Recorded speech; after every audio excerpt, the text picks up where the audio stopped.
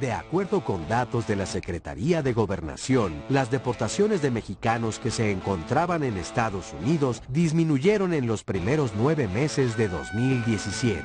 Esto fue dentro del primer año del gobierno Trump, es decir, un 27% menos que en el mismo periodo del último año del presidente Obama. De 151.460 pasaron a 109.842.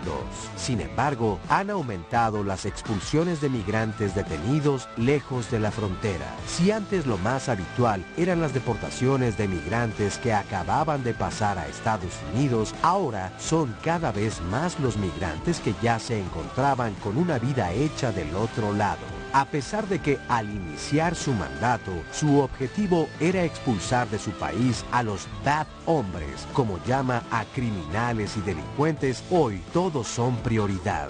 Hasta noviembre de 2017, 142.390 mexicanos se encontraban en proceso de deportación, lo que representa la cifra más alta de la historia según datos del gobierno federal.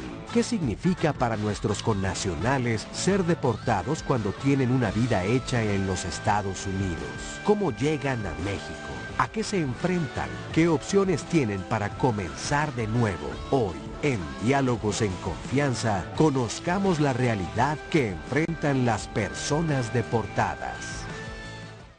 Pues miren, literalmente es como si te mataran y tuvieras que empezar otra vida, o sea, así renacer. Y tan doloroso, tan brutal puede ser este tajo y este duelo, que a principios del 2017 yo recuerdo una nota que comentábamos, donde un connacional, acabando de cruzar la garita de El Chaparral, a una hora de haber sido expulsado, deportado de los Estados Unidos, se tiró de un puente, prefirió morir, porque ya era en sí este cambio tan brutal, pues la muerte. Hoy vamos a hablar de esto y qué representa para, por ejemplo, nuestros connacionales el regresar a un país que muchas veces ya ni recuerdan, ya no hay lazos, dejan allá hijos. Imagínense nada más el dolor de esta separación. Y bueno, para eso tendremos hoy la ayuda de nuestras compañeras Fabiola e Istiel. Muchas gracias. Gracias por estar aquí con la lengua de señas mexicana.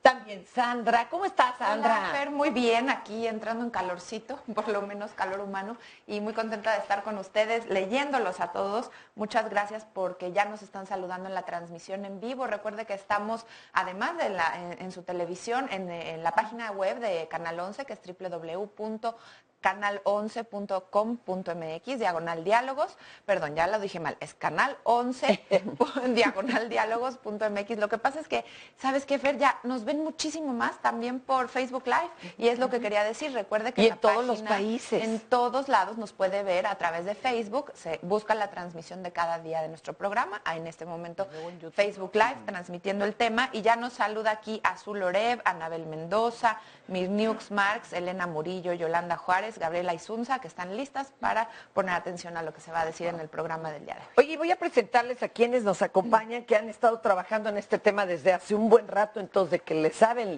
nos van a platicar historias, testimonios, bueno, que nos harán recapacitar acerca de lo que es ser deportado. Leticia Calderón Chelius, profesora investigadora del Instituto Mora. Mi querida Leti, muchas gracias. Aquí presente. María Dolores Unzueta Reyes, licenciada en Ciencias Políticas y Administración Pública de la UNAM, representante legal de Yaotl Yaocihuatl, la Meyala C. ¡Oh, ya me sale a la primera!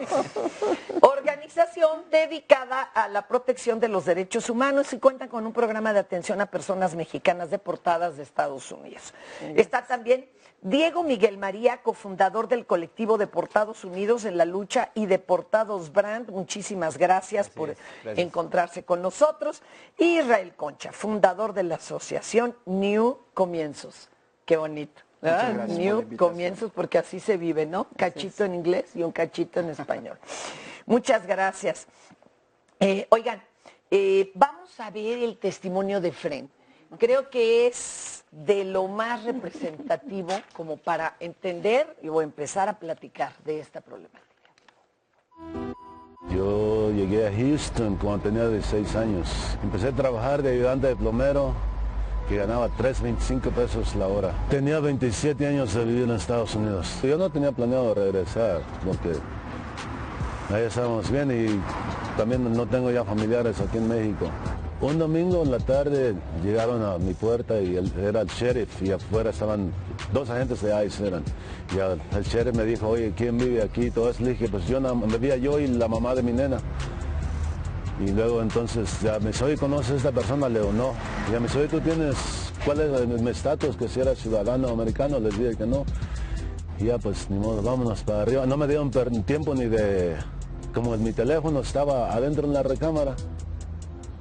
No me dejaron ir por mi teléfono para avisar a la mamá de mi nena. Dije, no, dice, vámonos para arriba, ¿le puedo avisar a alguien? Y me dijeron que no, pues vámonos. Ya me llevaron a la cárcel del condado. Ahí estuve 42 días esperando que los otros agentes de migración te lleven a un centro de detención. De ahí me llevaron a la ciudad de Atlanta. Después de ahí me llevaron a Luisiana. De Luisiana me llevaron al Paso, Texas, del Paso, Texas a Nuevo México y de Nuevo México otra vez de regreso al Paso y me deportaron en noviembre, el 12 de noviembre. Sí, yo no sabía que me iban a deportar, yo vine a firmar mi deportación así esposado en el avión ya con rumbo para acá, para México, y la mayoría de muchos lo firman allá y les dan como 30 días para que si quieren apelar la decisión del juez y todo eso. A mí nunca me dieron eso. Sientes como impotencia, que te dice, ¿qué hice o cómo esto y lo otro después de tanto tiempo? De que te adaptas a un país y todo, y nada más por el simple, dicen ellos, el protocolo y vámonos para atrás. Pues cuando llego acá a México, pues claro, el idioma, porque yo pasé los últimos 15 años de mi vida, no hablaba nada de inglés, en español. No hablaba nada de español y obvio, se te va con quien dice, y aquí la lengua se te traba un poquito y también aquí que hablan un poquito rápido y todo eso, no conoces a nadie, estás todo nervioso, cansado también de tanto tiempo estar encerrado, es difícil. Y más aquí que ya no tienes 21 años como cuando te fuiste de aquí, ya tienes 43 para buscar un trabajo. Yo tengo que regresar, tengo un tesoro allá, tengo mi nena allá. Por ella tengo que regresar y estamos ahorita, yo y la mamá de la nena estamos esperando que me pagar mi penitencia que me dieron para poder regresar ahora sí con bien. Qué fuerte, hay una bola de detalles ahí que estaría bueno que fuéramos retomando y que ya desde las cifras del principio, ¿no? En que, pues sí, hubo tal vez menos deportados en el mismo periodo que en Obama del señor Trump, nada más que ahora también cambian las condiciones, ahora ya no son solo deportados a pie de frontera que te agarraron allí en el desierto, sino a medio país o donde estés trabajando. Primero, si nos pueden explicar, ¿qué es la diferencia entre deportado, retornado o repatriado? ¿Hay alguna diferencia o nomás son sinónimos? ¿Quién le quiere entrar? A ver, maestro. Por ejemplo, retornado, pues son las personas que por la misma presión también que sienten allá en Estados Unidos y de no ser deportados, deciden regresar ellos mismos. Ese es retornado. Retornado. Ok. Y el repatriado, deportado, pues es la persona que sí sale deportada. ¿Esa es la misma? Esa es la misma. Sí, es la misma. Ok. Bueno, Así ya es. para entendernos. Otra. ¿Es posible que lleguen a la casa de alguien y así nomás ¿y usted cuál es su estatus? O sea, sí, de plano, sin haber cometido ninguna falta ni nada antes, no pasaba eso. O al pie de la fábrica también, en la calle los han detenido. Por Aunque un no asunto, cometas ni una infracción de tránsito. a veces, aunque no cometas ninguna infracción de tránsito, solo porque estás como con tu color natural, ¿no? Eres moreno, eres latino o latina, y entonces ahí es donde empieza, a veces es una persecución. Yo siento que nos han estado reportando que los van como siguiendo. O sea, no es una cosa que los hayan encontrado casuísticamente en la calle, no. Pienso que ahora la situación es muy selectiva. Nos ha comentado mucha gente que normalmente salen de su casa, van a su trabajo y no hacen como nada extraordinario. Simplemente recorren su camino normal y en ese camino es donde los están interfiriendo, los están deteniendo. Y entonces yo pienso que hay una persecución de las gentes. ¿Eso es legal? No es legal, es totalmente ilegal. Lo que pasa, el problema es que la falta legal es no tener documentos para estar en Estados Unidos. Pero sí es legal que se te acerque alguien no y te diga, a ver, No, imagínense que en México, tu pasaporte y tú, ay, no Sí, lo no, traigo. Pero o sea, no, en claro. México también pasa con los extranjeros. Hay una parte muy discrecional, pero no me quiero desviar hacia ese punto. O sea, nada más, o sea, el problema es que legalmente, y en eso se escuda la administración de Obama y de Trump, ¿no? Vamos a decir. Y ha ocurrido siempre, es que la falta es haber entrado sin documentos o permanecer sin documentos de estancia en Estados Unidos, ¿no? Es no tener o green card o algún documento que te ampare. La mitad de las personas mexicanas que están de manera permanente en Estados Unidos entraron con visa de turistas, pero al momento de que se expiró ya no tienen documentos para estar allá. Entonces, la falta es esa y en eso se escudan. No es ético en el sentido humanitario que implica, bueno, pues justamente que la trayectoria de vida de muchas personas, y porque al final de cuentas eso es una cuestión muy hipócrita que ha permitido que la economía de Estados Unidos mantenga y ha mantenido así pues un bono demográfico que le ayuda, una productividad muy fuerte con esta mano de obra barata, porque al no tener documentos, digamos, también es mucho más barata. Entonces, ese es el problema, que estamos ante una situación que sí se escuda en que legalmente hablando, ellos pueden decir, cerramos ahora este programa o este tipo de personas que no tienen documentos. Éticamente, y esa es la fuerza de la lucha que se está dando, bueno, obviamente implica romper la trayectoria de vida de las personas y la elección de vida de las personas. No, y además el problema de que ya dejan allá familias. Sí, ¿Quieres pero agregar aquí, algo? sí, el punto es que ninguna persona es ilegal. Claro. O sea, No, está indocumentada. Así es, no tiene documentos, que es diferente, pero tú, yo, no somos... Pero me o sea, refiero, no puede ser una es categoría legal que nos que tache. vayan y En las leyes, a ver, no quiero que se confunda, quiero que quede muy claro, es obvio que para mí, Sí, no, tenemos derechos éticamente humanos. hablando y en términos de absolutamente derechos Sí, humanos, exacto. estamos ante un parteaguas en términos de lo que va a significar poder moverte libremente por el mundo o no. Digamos, estamos en una lucha sobre esto que tú ¿Será un estás derecho diciendo. humano? Sobre los derechos humanos, Pero así es. desafortunadamente, para que pueda quedar claro para la gente también que nos ve, Fer, en este momento, y si nos atenemos a las leyes de los países, que son muy crueles con las personas, lo que está pasando es que están imponiendo esas leyes. Las leyes hay que cambiarlas y justo esa es la lucha que estamos viendo en Estados Unidos y que ahora vamos a ver también, digo, ¿no? La parte mexicana. Y hablando de la economía, hay otro detalle ahí tremendo que veíamos en el testimonio de Frey, que bueno, lo trae todo como de manual. Sí. Antes no te metían tantos días a una cárcel, era nada más te negabas o no a firmar tu deportación. Y ahora lo tuvieron montones en la cárcel y espérenme, le hacen firmar la deportación en el avión. O sea, ¿cómo? Perdón, esto, a ver, ya que ya cambiaron las formas o Y qué. volvemos a lo mismo, esta es una cuestión civil, ¿no? Pero desafortunadamente en Estados Unidos somos tratados como criminales. Es más, hay personas, tenemos muchos casos de que llevan a sus hijos a la escuela y de repente son detenidos con sus hijos en el vehículo y por el simple hecho de que no está otro familiar, ya los hijos son puestos en custodia del Estado, ¿no? Realmente están abusando de nuestros derechos como una comunidad migrante, pero sobre todo que esto ya ha pasado por años y por muchas razones no hay una reforma migratoria que apoye a este sector de la A ver, población. nomás para que entendamos, ¿qué pasa si los hijos quedan a cuidado del Estado? Este señor Efren decía, a mí me urge regresar, tengo allá una joya. O sea, el problema es, si no se quedó la mamá tampoco, la hija la va a poder recuperar. No. pierdes todo. Mira, muchas personas pierden desde su casa, su empresa, sus familiares sobre todo, ¿no? Es un verdadero problema, como en mi caso. Te puedo decir que yo viví 34 años en el estado de Texas, en Estados Unidos. Era yo empresario, yo empleaba a ciudadanos americanos y aún a mí con un récord limpio me tocó este problema, ¿no? Entonces la gente... Perdona, ¿a qué edad llegaste allá? Yo llegué a Estados Unidos a los 4 años, sin uso de razón, viví en Estados Unidos toda mi vida y ¿sabes qué pasa con muchas personas que van a Estados Unidos? Nunca perdemos nuestras costumbres, nuestros valores, siempre hemos puesto en alto la bandera de México en el extranjero, ¿no? Y pues desafortunadamente tenemos que pasar esta situación. Oye, ¿y por qué razón, ya siendo empresario y todo, no trataste de arreglar tu situación, tus papeles?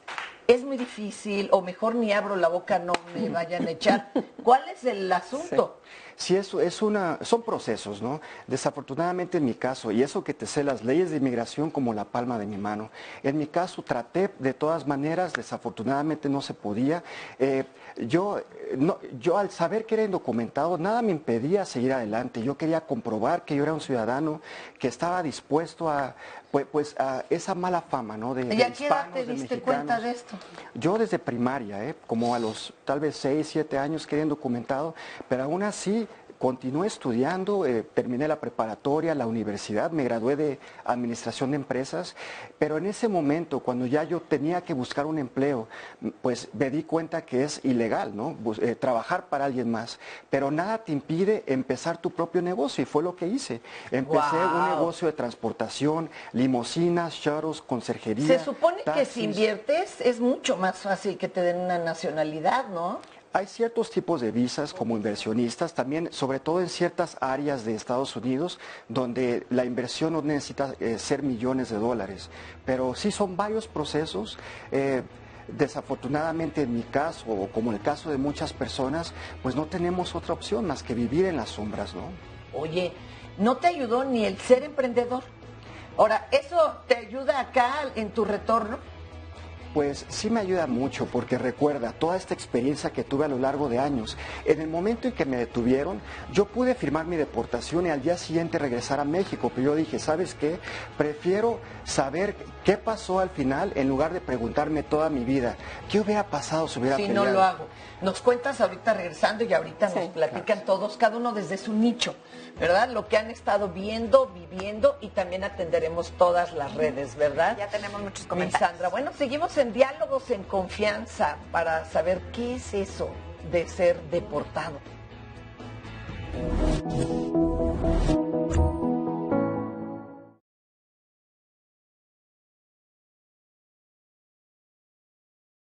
Juan Valderas Tapia. Desapareció en el municipio de San Diego de la Unión, Guanajuato, el 9 de marzo de 2010. Felipe de Jesús Tapia Frías. Desapareció en el municipio de San Diego de la Unión, Guanajuato, el 9 de marzo de 2010.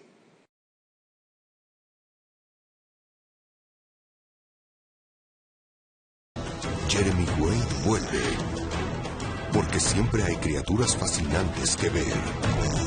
Monstruos de Río. Lunes, 18 horas. En 2018 decidiremos lo que es mejor para México. Ahora tendremos más opciones que antes. Además de partidos políticos, habrá candidaturas independientes. La ciudadanía puede ahora respaldar esta nueva opción. Si decides dar tu apoyo, escanearán tu credencial para votar y solicitarán tu firma en la app oficial del INE. Esto no compromete tu voto, solo ayuda a las y los aspirantes a ser una opción más en las próximas elecciones. Recuerda, el INE protege tus datos personales. El 1 de julio tú decidirás por quién votar. Instituto Nacional Electoral, INE. Estará de acuerdo conmigo que el Super Bowl se ha convertido en un tema icónico. Casi que en un día feriado, ¿cierto? Cae en domingo. Pero es el domingo especial en los Estados Unidos y en muchas otras partes del mundo. Ha habido Super Bowls aburridos, buenos, malos, regulares, de muchas anotaciones, de pocas anotaciones, defensivos, no defensivos, errores. ¿Cuál es el mejor Super Bowl? Acompáñanos este domingo, 4 de la tarde, Palco a Debate, aquí, en la pantalla de Canal 11. Palco a Debate, domingo 16 horas. Para tener el México que queremos, hay que decidir. Para poder decidir, tenemos que participar. Y para participar, hay que recoger nuestra credencial para votar. Recuerda que el 16 de abril es la fecha límite para recoger tu credencial en el módulo del INE donde hiciste el trámite. Porque mi país me importa, yo ya estoy listo para votar en las próximas elecciones. Instituto Nacional Electoral, INE.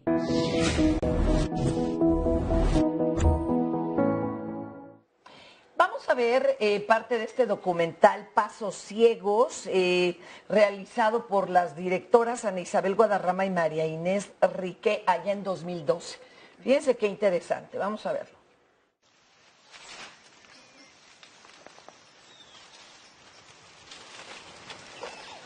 Yo salí el 5 de septiembre del 2012. Éramos 9 los que íbamos emigrando, más los 2 guías que nos llevan, ¿verdad? Como decimos. Entonces en total el grupo era de 11. De mujeres solo iba yo. Yo me quedé sola en el desierto. Empecé a caminar. Caminé, logré salir a la carretera, donde ahí yo pedía RAI, y varios se pasaban y no me hacían caso, ¿verdad? Pero yo tenía el miedo de que algo me podía pasar ahí porque ya era por la noche, cuando ponen las luces y me doy cuenta que era la patrulla fronteriza. Y entonces pues dije, aquí se acabó mi sueño, no sé, ¿verdad? Y súbete, dijo, porque mi trabajo es ese, dijo, yo no puedo hacer nada por ti. Enfrentan los mismos sentimientos quien apenas iba a entrar a ese sueño y me lo regresan, que quienes ya tienen una vida hecha ahí. A ver. Mira, nosotros, por ejemplo, el año pasado estuvimos recibiendo ahí en el aeropuerto, aquí como dice su camiseta de mi compañero, todos somos puerta N, en la puerta N de la terminal número 2 del Aeropuerto Internacional de la Ciudad de México. Ahí es donde llegan los hombres que son deportados de diferentes lugares de Estados Unidos. Ellos llegan y en realidad es una tragedia. Todos traen una tragedia encima, porque empezamos a hablar un poquito con ellos y en el momento en que empiezan a hablar de su familia, de las personas que dejaron en Estados Unidos, pues inmediatamente se nos quiebra la gente, ¿no?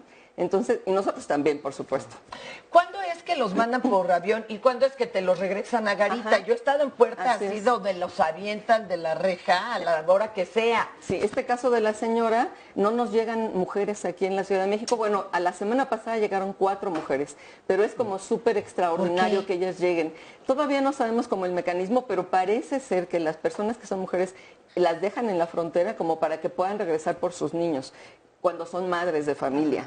Pero en realidad pasa esto que decía él, en realidad no los logran recuperar, los dan en adopción, los mantienen si un tienen tiempo la y los suerte dan en de adopción. que se lo quedó, no sé, allá mientras la hermana o la tía, y no se ha dado cuenta el gobierno, no se los quita, podría haber. Ya es más común, es más el día de ayer. La mayoría de las veces eso pasa, ya la familia ya sabe y se hace cargo de los niños. Pero pues también hay mucha gente que no tiene con quién dejarlos. En el caso mío me pasó lo mismo. Una amiga en ese momento fue por mi hijo cuando me detuvieron y ella se lo llevó a la madre de mi hijo. Entonces, sí por pasa. Suerte. Sí, Justo por suerte, claro. Dice una persona Qué en redes fuerte. sociales, de verdad es muy difícil. Mi esposo duró la mitad de su vida allá, 15 años, y yo duré 7. Llevamos 3 años que regresamos y todavía no nos adaptamos al 100. Pero más que eso es la separación de la familia por meses, claro, y regresar sin nada a una casa donde vivir, tus muebles, todo ha sido muy difícil. Oye, y nos estabas tú contando eso, ¿te sirvió ser emprendedor para cuando regresaste acá hacer algo? A propósito, el día de ayer estuvimos en el aeropuerto, ya es más común ver mujeres, estuvimos platicando con 2 compañeras donde exactamente lo que estamos hablando, dejaron a su familia atrás, a sus hijos, desesperadas aquí en México, en un país que es de ellas también, pero de cierta manera no estuvieron por años, ¿no? Entonces, para nosotros es una crisis humanitaria. Claro. Sí, yo todo lo que he pasado en mi vida en cuanto a este problema de inmigración, creo que es mi propósito en la vida. Te puedo decir que yo hubiera podido firmar una deportación, pero no quise. Yo dije, voy a pelear hasta el final para ver cuál es la ¿Te metieron a la solución. cárcel o qué? Sí, recuerden, una cuestión civil para nosotros es una cuestión criminal. Estuve 2 años detenidos en un centro federal de detención que te puedo decir que son prisiones privadas, ¿eh? O sea, estamos hablando Por eso es un buen negocio. Es un negociado. Ojo, es lo que estábamos diciendo. Es un negocio llevarte a la cárcel. Por eso lo retienen más tiempo ahora. Claro. Ya mínimo creo que 1 mes, 2 meses, y eso es el que va solo cruzando la frontera por primera vez y ahí mismo lo detienen. Antes lo regresaban tal vez de el mismo volada. día. Ahora ya no, ahora los tienen ahí más tiempo. Esa es la todo realidad es negocio. de las cosas. Por eso nuestra compañera que nos mandó en redes sociales este mensaje, ya no están solos, ya es una comunidad binacional aquí en México. Somos más de 5,000 personas que se están uniendo. En un minuto más les doy más información. Pero claro. Sí, yo peleé 2 años, me cambiaron como a 6 diferentes centros de detención y te puedo decir que unos casos tan tristes, desde el papá que tuvo que comprar un documento falso para poder proveerle a su familia, ¿no? Hasta personas de Centroamérica. Imagínate, yo que crecí en Estados Unidos, que te sé el idioma, te sé el sistema, me sentía frustrado. Imagínate otras personas, por ejemplo, personas de Guatemala. Hay un dialecto que hablan que se llama quiché. No te hablan ni inglés ni español, sino en dialecto. Imagínate lo que estaba pasando por sus mentes, ¿no? Nuestras gentes también llevan dialecto. La gente de Oaxaca, la gente de Chiapas. Llevan su lengua, su idioma propio y es todavía más difícil. En las centrales de autobuses, ellos se van directo porque los regresan a sus estados y cuando tenemos comunicación con ellos, eso es lo que nos damos cuenta, que ellos no hablan bien el español y de su dialecto se brincan al inglés directamente. La criminalización de esto, o sea, como dice él, una falta administrativa se vuelve penal. O sea, ¿qué está pasando? En las leyes estadounidenses así ocurre y esa es la manera también de, digamos, alimentar el sistema penal en ese país. Entonces es una situación muy delicada porque además se sabe muy bien que hay un número significativamente más alto de minorías que pueden ser hispanas o de minorías afroamericanas en la cárcel que personas blancas, digamos, en Estados Unidos. Ahora, yo quiero llamar la atención sobre un hecho porque creo que este es un parteaguas y es este tema como lo comentan ahora y la experiencia que ustedes están mostrando acá, tiene por lo menos 10 años de tomar este giro de intensidad. Al país han regresado más de 2 millones de personas. Claro, como somos un país tan grande, como que no se ve hasta que lo pones aquí como en carne y hueso. Números. Ha regresado un número muy importante y han enfrentado todas estas problemáticas. Ha habido también grupos, Appleseed y Mumi, que han avanzado en estas cuestiones de que la gente se informe y prepare si ocurriera una deportación. Un poco porque se sabe muy bien desde hace bastantes años ya este problema que es yo creo que el más grave, que es el de la separación de las familias, la custodia de los hijos, las propiedades, los ahorros, todo esto. Ahora, con Trump escala el tema porque se vuelve más visible. No quiere decir que no estuviera pasando y una responsabilidad muy grande de la sociedad mexicana y del gobierno mexicano es haber minimizado este tema, haberlo visto como algo que era transitorio. Y no un poco la apuesta esta, ay, si ganan los demócratas se acaba. No se acaba. Yo hablé con un especialista del gobierno y él decía, quedan muy pocos que deportar. No, pues sí. Que quedaban como, 350,000 sin papeles. O sea, ya nomás estamos esperándolos, o de qué se trata. Sí. ¿Qué tienen que hacer los que son deportados? ¿Aceptación o resignación? ¿Cómo lo han tomado ustedes, por ejemplo? Pues nosotros, mira, yo tengo 1 año y medio ya que me deportaron, de hecho fue cuando Obama estaba en la presidencia. Pues al principio estaba muy deprimido y todo, pero después conocí a mis compañeros, Ana Laura, y sale con esta gran idea de hacer un grupo de deportados. Entonces, pues es como cuando nosotros nos vamos a Estados Unidos, no llevamos cierta experiencia para un trabajo, sino que llegamos allá y hacemos de todo, aprendemos a hacer de todo. Entonces, ahora que volvemos a México pasa lo mismo, estamos haciendo algo diferente y esto nos ha ayudado muchísimo a nosotros y a la gente que está con nosotros. Pero también. la idea de la mayoría es ya establecerse en México poco a poco o regresar como del lugar. Claro que no. Solamente hay algunas personas que tuvieron corte y que en la corte les dijeron, pues tú no puedes regresar en 5 años, en 10 años, en 15 años o nunca más. Hay gente que no de puede... plano nunca claro, más. hay gente que no puede regresar nunca más. ¿Qué hay que hacer como para que te digan eso? Ajá, pues se supone los tienen como cómplices o involucrados en cosas de drogas, por ejemplo, ¿no? Los que tienen como menos sentencia, por decirlo así, o menos sanción, son aquellos que no traían una licencia, no traían papeles. Pero aquí yo quiero retomar esta parte. Nosotros como seres humanos nunca perdemos nuestros derechos humanos, nunca los perdemos. Lo único que pasa es que no traemos papeles y no por eso no somos ilegales, no somos personas que tengamos una categoría diferente. Pero vamos, ¿hay un número exacto de personas que llegan a la corte o todos los actualmente deportados pasan por ahí? Casi todos les están, los que están llegando en el aeropuerto, a casi todos les están haciendo corte. Todos les tocó ir a la... No todos, solamente aquellos que firman como la deportación voluntaria, o el reingreso voluntario, algunos, no todos, no pasan por la corte. Y muchos porque no traen tiempo. Es que además hay que contar el rollo. Es que no es obligatorio firmar tu deportación. Y como muchos ya lo sabían, corrían con abogado y demás. Ahora, si no la firmas, te vas a la cárcel. Muchas personas son engañadas porque no existe deportación voluntaria. No hay. Existe. Pero los agentes de ICE te dicen, oye, firma aquí tu deportación voluntaria y sales mañana. No, ahí al firmar ya son 10 años de castigo. 10. Sí. ¿Y a poco hay esperanza que después de pasar esos 10 años tramites bien tus papeles? Es casi imposible. Pues es muy complicado.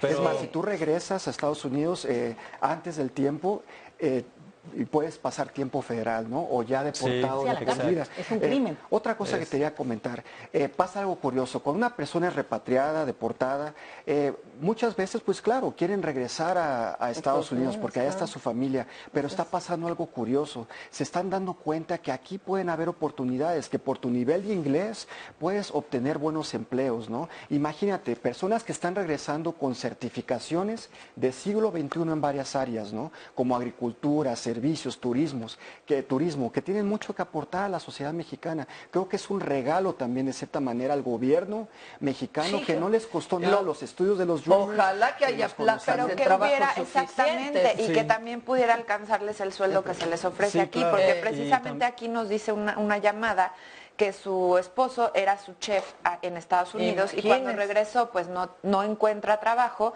y que por el momento está trabajando como mesero y obviamente pues el ingreso, el sueldo es completamente diferente. Perdón, nos querías decir algo. Yo creo que ahorita aquí en México hay una gran oportunidad ya para los Dreamers, las personas jóvenes que están regresando y como dice Israel, pues vienen preparadas, hablan inglés, han estudiado, pero nos damos cuenta nosotros cuando vamos al aeropuerto que la mayoría de la gente que regresa es una gente ya mayor de 30 y tantos años. Entonces, y no es fácil conseguir una para chamba. Esas personas sí está complicado, porque aquí para tener un trabajo solo es hasta cierta edad. 35 años. Sí, claro, y mucha de esa gente ha estado años allá, que no tiene un documento de aquí de México donde demuestre una experiencia o que haya trabajado en cierto lugar.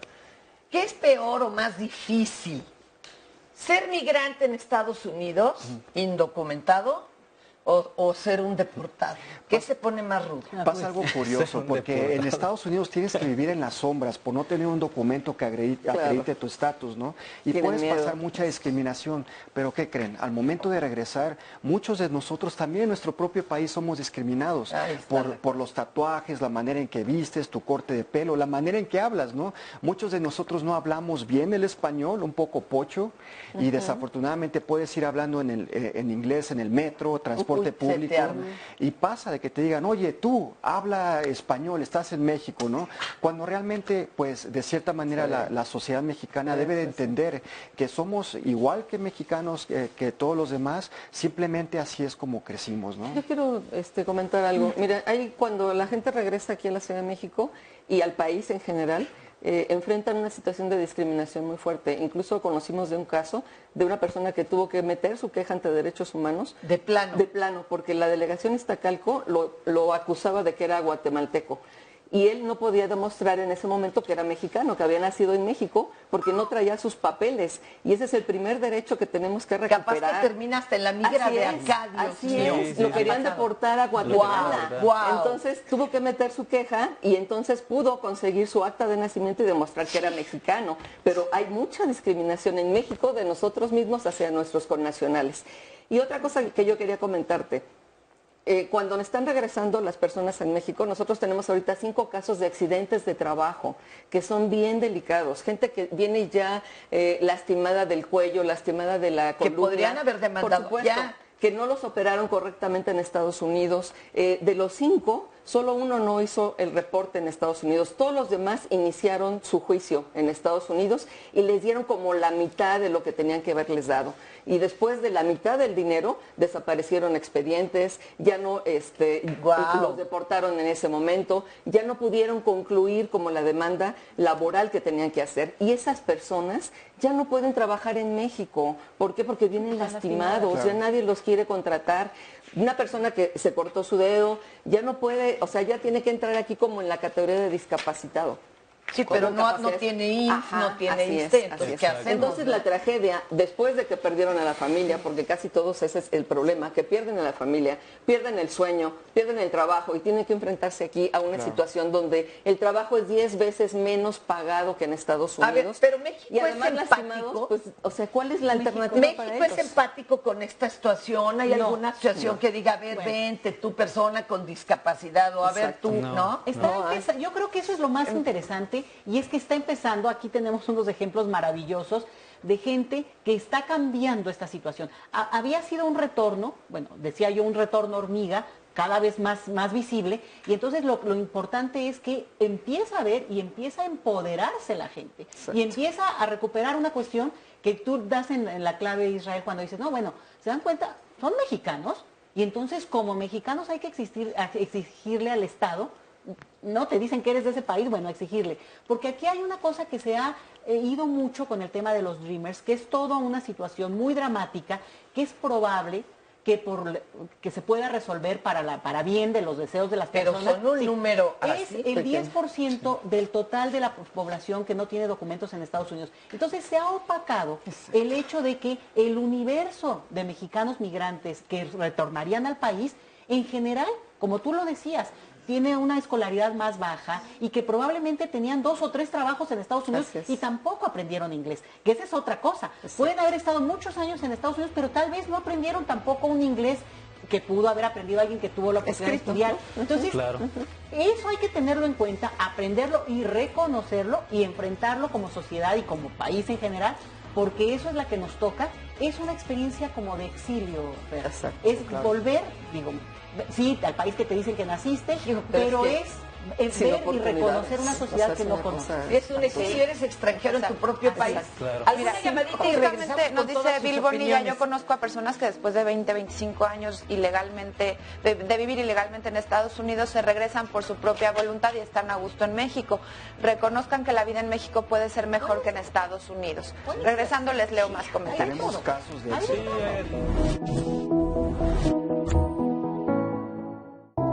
Soy el doctor Miguel Ángel Carvajal, soy cirujano oftalmólogo. El sentimiento que mueve a hacer estas campañas es el amor al prójimo. Cuando operas a un paciente que tiene ceguera, el gozo es indescriptible. Te hace pensar que toda tu preparación, todo tu esfuerzo ha valido la pena.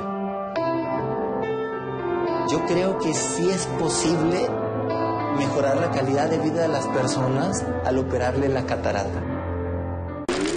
Bienvenidos a Mi Cine, Tu Cine, donde comentamos los estrenos de la semana. El cine es un mundo maravilloso que a mí me enamoró desde niño. Verme reflejado como ser humano y es un escape también al mismo tiempo. Es igual el Cannes de ahorita que el Cannes en el que vine la primera vez. Lo mejor de la vida transcurre entre acción y corte. Jueves 7:30 de la noche en Canal 11, el único canal. ¿Cuántos proyectos tienes? Tengo varios. Ah, ok. Soy dueño de aquí. Jueves, 19:30 horas. Se equivocan los que piensan que con discursos mueven a México.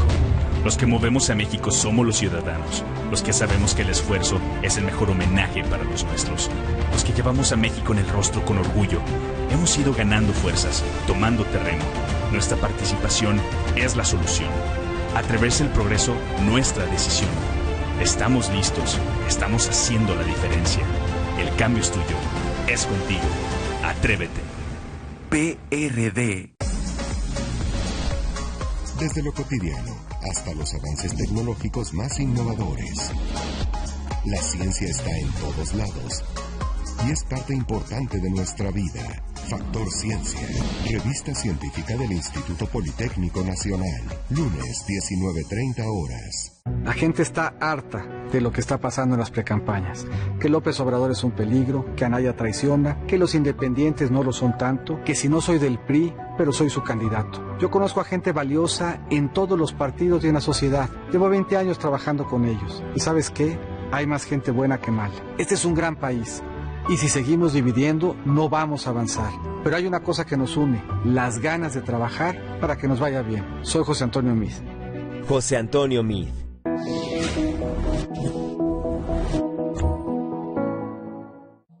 Yo llegué a los Estados Unidos cuando yo tenía 8 años, en 1980. Viví en París, Texas. Por un tiempo fui a la escuela y todo. Nunca he venido para México, es mi primera vez. De repente el gobierno de allá me agarró y me aventó para acá. A mí me agarraron por un delito, son muy estrictos allá en los Estados Unidos. Si cometes un delito te quitan los papeles como a mí y te mandan de vuelta para acá. Para mí México ahorita es muy difícil porque nunca he estado aquí y no sé cómo baja aquí o cómo se hacen las cosas aquí, pero mi modo de vivir es mucho diferente. Yo llegué hace 4 días y pues me la he dado media dura aquí porque estoy como atorado y precisamente ojalá para este fin de semana ya llego con mis parientes. Bueno, pues así como ese testimonio también nos escriben en Facebook Live. Rosy dice, a mi esposo lo deportaron hace más de 10 años, yo con mis hijos ciudadanos americanos tuve que regresar a México y mi esposo duró 1 año con depresión fuerte y vivimos con muchas carencias en Tijuana. Gracias a Dios, el día de hoy salió de su depresión, nos cambiamos de ciudad y nos ha ido bien. Y una persona que nos escribe que dice, yo soy nicaragüense, vivo en el estado de Guanajuato, Cortázar, mi esposa es mexicana, tenemos 3 hijos y ya tenemos 10 años viviendo aquí. Se me ha hecho difícil conseguir trabajo, pagan poco y con 3 hijos tengo todos los papeles menos la credencial, supongo que se refiere a ¿La de votar? al INE, y no me dan trabajo aquí en Cortázar. A ver, 2 temas. 1, la credencial está de votar. Ayer fue el último día que se podía tramitar aquí en México.